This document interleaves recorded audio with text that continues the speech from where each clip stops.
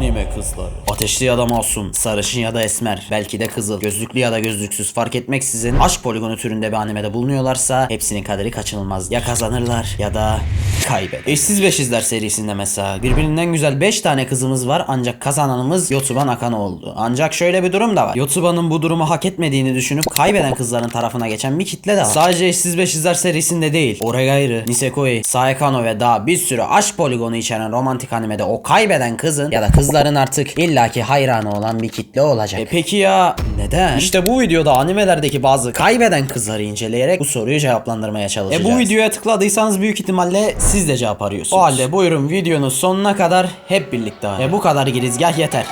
Introyu yollayalım artık.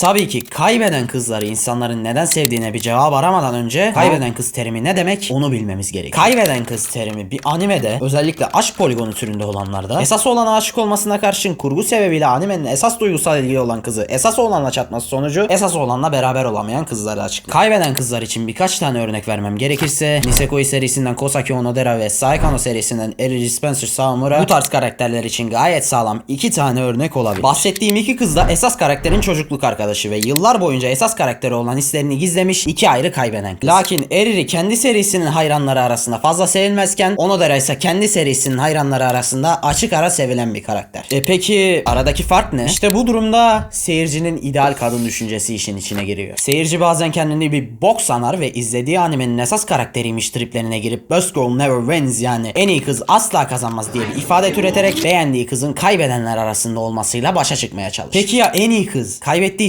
nasıl en iyi olabilir? Bir yarıştaki bir yarışmacıya en iyi diyebilmemiz için o yarışmacının o yarışı kazanıp kendini kanıtlaması gerekmez mi? En iyi kız değerlendirmesinde burada hangi kriterler işin içinde? Cevapsa tek bir kriter: seyircinin ideali. Deminki Onodera ve Eriri örneğinden yürüyelim. Onodera böyle tatlı, etliye sütlüye bulaşmayan, alttan alan biriyken Eriri ise bunun tam tersi. Uyuz bir tsinderenin teki. Hangisini daha çok beğenirler? Malum. İşte kaybeden kızın sevilip sevilmemesini ayırt eden nedenlerden biri de bu. Seyirci kendi ideali olan kızı beğenir ve esas olanı da kendiyle yapı bakımından bir gördüğünden kendi ideali olan kızın en iyi kız olduğunu düşünür. Evet, cevaplarımızdan birini bulduk. Kaybeden kızların sevilmesinin nedenlerinden biri seyircinin esas olana aynı ben demesi ama öbür yandan da esas olana ters olan, kaybedeceği belli olan kızı sevmesi. Kaybeden kızlar genelde ne yapar? Ağlar değil mi? Duygularının karşılıklı olmadığını fark eden kız kaybettiğini anlayınca ağlamadan edemez. İşte seslendirme falan filan da işin içine girince seyirci de o kaybeden kıza karşı bu videoya katkıda bulunan Hirata Kojama'nın tabiriyle aynı eve taşınalım, kedi de alırız, anana da bakarım modunda oluyor. İşte bak burada aklıma bir soru takıldı. Acaba kaybeden kızlar ağlayarak duygu sömürüsü yaptıkları için mi seviliyor? Yani mesela kaybedip de daha fazla ağlayan kızların hayran kitlesi kaybedip de daha az ağlayanlara göre daha fazla. Atıyorum Yuiga Hama'nın hayran kitlesi Iroha'ya göre daha fazla. Haliyle bu da beni kaybedince tabiri caizse kıyameti koparan kızların daha fazla sevildiğini düşünmeye itiyor. Yani bu durumda kaybeden kızların sevilmesinin bir başka nedeni ise seyircinin o kaybeden kızın ağlamasını ve dolayısıyla zayıflığını, kırılganlığını görüp onu korumak istemesi. Babacım marjinallik ya lafını illaki bir yerlerde duymuşsunuz. Bu ifade çoğunlukla sadece normal olmamak adına çoğunluğun tersi bir şey yapan insanlarla dalga geçmek amaçlı kullanılır. İşte bu babacım marjinallik ya denebilecek tayfanın ya da kısaca marjinallik tayfanın bu kaybeden kızların sevilmesinde etkisi büyük. Bu iddiamı açıklayacak en iyi örnek olacağından Saekano'dan örnek vereceğim. Orada Megumi'nin kazanacağı 50-100 kilometre öteden görülebilirken adam sırf marjinallik olsun diye ıtacı oluyor amına. Bak sadece marjinallik olsun diye ha. Haliyle kaybedince de aynı elemanlar